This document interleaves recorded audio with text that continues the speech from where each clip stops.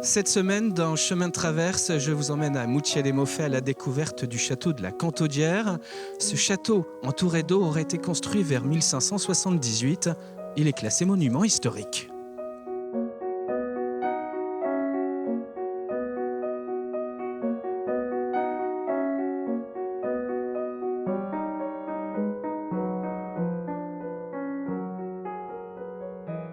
Bonjour Laurence, Bonjour Grégoire. merci de nous accueillir ici au château de la Cantaudière. Alors il faut le dire, ce château, c'est un château privé, c'est même une société familiale, hein. Tout à fait, société familiale et nous sommes actuellement 7 cousins à gérer cette propriété familiale dans la famille depuis 1855. Depuis 1855. Alors nous sommes à Moutier-les-Mauffais. Ce château, il est fréquenté beaucoup pour les vacances. C'est un lieu de vie très animé pour les grandes vacances, hein, surtout. Ah oui, toutes les vacances, donc il y a des enfants de partout, des cris d'enfants, des jeux. Et évidemment, c'est très très habité et surtout très prisé parce que nous avons surtout la proximité de la mer en plus du lieu familial. Alors ce château, on l'a dit, il aurait été construit dans les années 1578. C'est pas une certitude, mais c'est une estimation parce qu'on a une cheminée à l'intérieur qui est magnifique et qui nous donne cette date, hein. Oui, alors ça, c'est le seul élément sûr que nous ayons. C'est la date sur la cheminée 1578. Est-ce la date de la construction de la cheminée? Est-ce la date de la fin de la construction du château? Toutes les suppositions sont permises parce que actuellement, nous n'avons pas d'éléments, nous n'avons pas de documents sur le commanditaire de ce château, de la construction du château.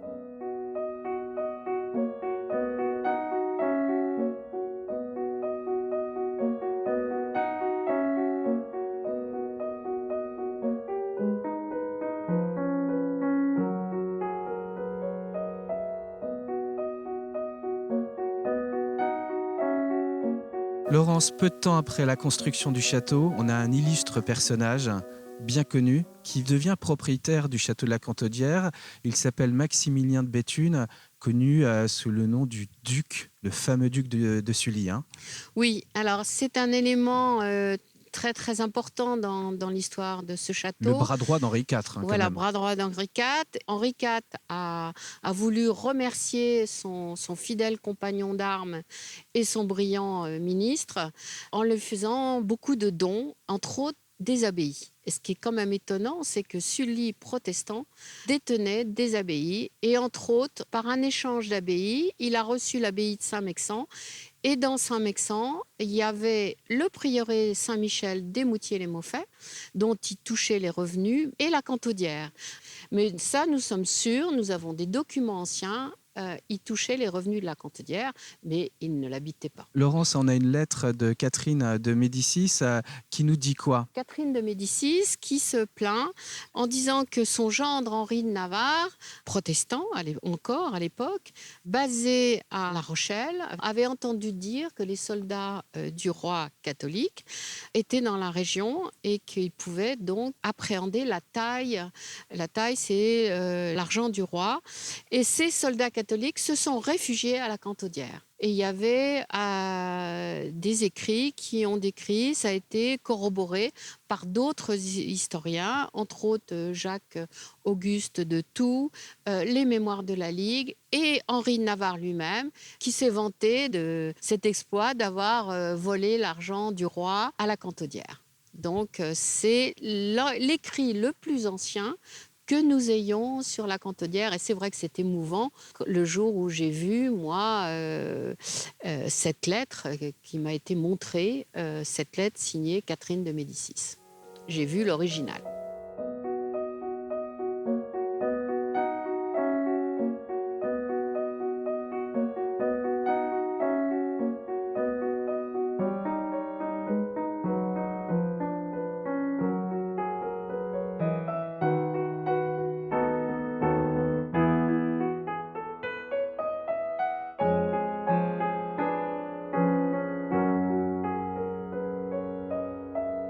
Alors la quatrième tour, elle est présente, on la voit sur un dessin d'Octave de Rochebrune qui a été publié en 1863.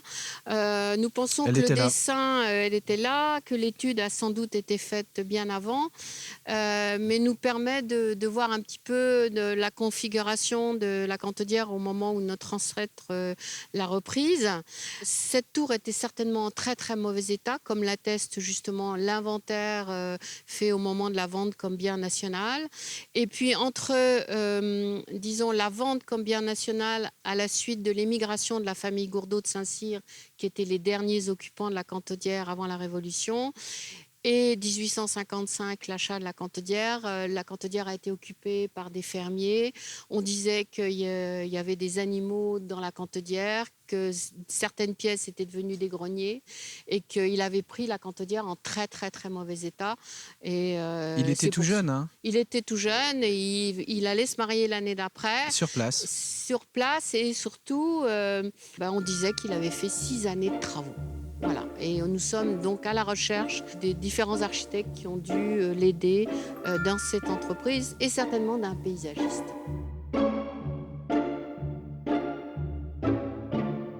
Laurence, pendant 4 ans, il y a eu des travaux assez énormes, il faut le dire, ici, sur tous les extérieurs. Hein. Oui, alors sur tous les extérieurs, ce qu'on appelle la restauration du clos couvert. Nous avons commencé en septembre 2015, évidemment 3-4 ans avant, pour monter le dossier avec la DRAC. Et nous avons démarré le chantier en 4 phases de travaux avec notre architecte du patrimoine, Élise Gastineau, avec qui j'ai fait une très très bonne équipe. Et à chaque fois, nous avions des tranches verticales, c'est-à-dire avec des échafaudages, où à chaque fois, nous avons réparé la maçonnerie, réparé, voire changé les charpentes, refait complètement la couverture à neuf en ardoise, et les enduits, bien sûr, et changé quelques menuiseries. Alors, ce sont des travaux qui se font peut-être qu'une seule fois dans une vie. Ils étaient indispensables. Alors, ils étaient indispensables parce que c'est vrai qu'on avait beaucoup de problèmes de toiture, de fuite de toiture, donc de pénétration d'eau dans les couvertures qui s'infiltraient dans les murs. Et il y avait une urgence à faire ces travaux. Des travaux aussi importants n'avaient pas été faits depuis la restauration du 19e de notre ancêtre quand il a racheté en 1855.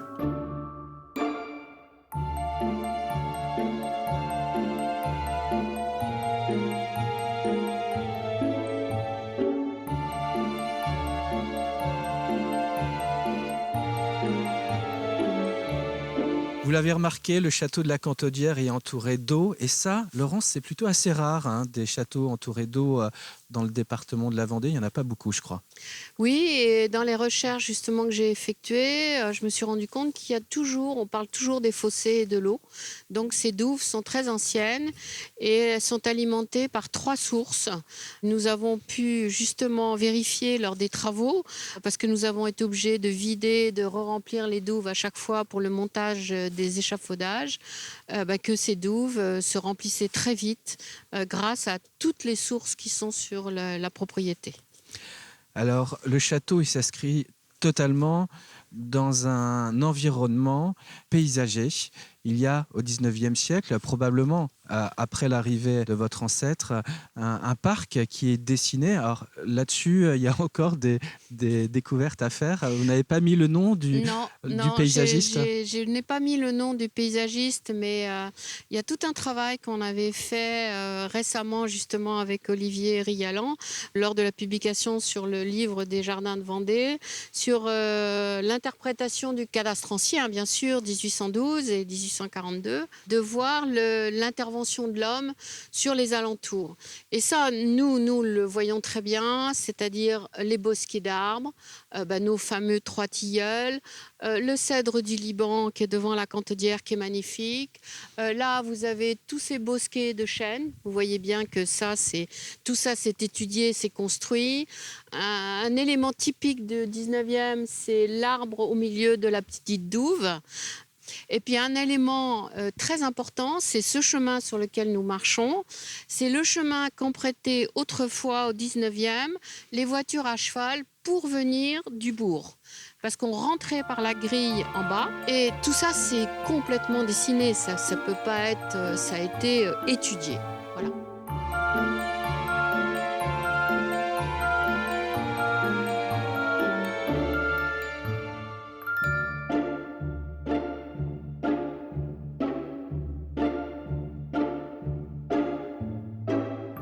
Laurence, alors ici on est dans la partie boisée du parc.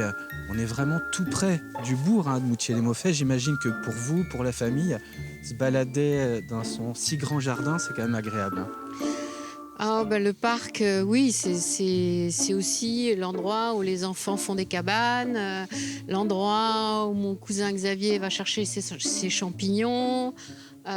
Voilà, mais surtout les cabanes. Et puis c'est ce qui fait plaisir, c'est que de génération en génération, on voit des cabanes. Voilà, ça c'est toute notre enfance.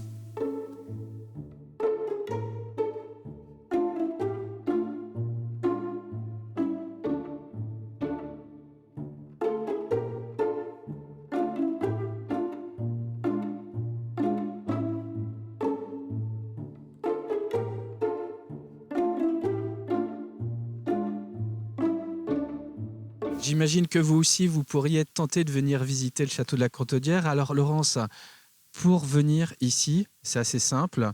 Le château est ouvert pour les Journées européennes du patrimoine et ça, c'est le troisième week-end de septembre. Oui, cette année, nous avons ouvert, justement, c'était le premier week-end où nous avons ouvert à nouveau après nos 4 années de travaux. Ah oui. Et donc, nous avons beaucoup de monde. L'été 2020, nous allons ouvrir les extérieurs au public selon des dates qui seront affichées à l'Office du tourisme. Nous sommes en train de mettre ça en place avec la commune des Moutiers-les-Maufais.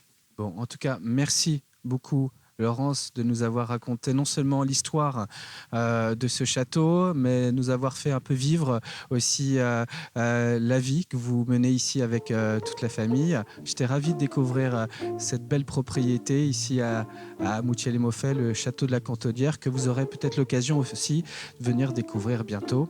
Je vous dis à une prochaine fois pour un autre numéro de Chemin de Traverse.